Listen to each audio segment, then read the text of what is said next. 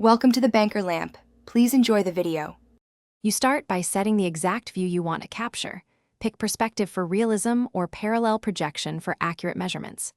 Adjust the field of view and frame the model so important elements sit on the rule of thirds points, and then create or update a scene to lock that view.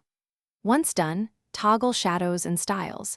These change contrast and edges, so what you capture reflects the final visual intent. Make sure hidden geometry and guides are off to avoid clutter in the export. Next, fine-tune rendering details that control the exported image. You should configure face styles, edges, profiles, and edge thickness because these change line weight and silhouette clarity. These matter for presentation or documentation. Then adjust shadows by time and date and set light intensity to balance highlights and darks.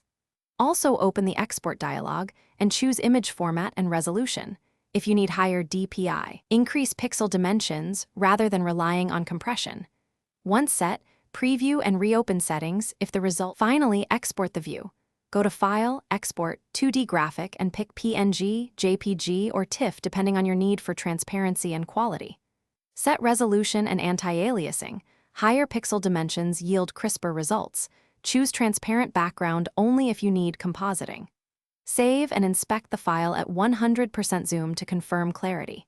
If you see jagged edges, missing textures, or black patches, check styles. Turn off conflicting extensions and update your graphics driver as a primary troubleshooting step. Thanks for watching. If this was helpful, leave a like and consider subscribing. See you next time.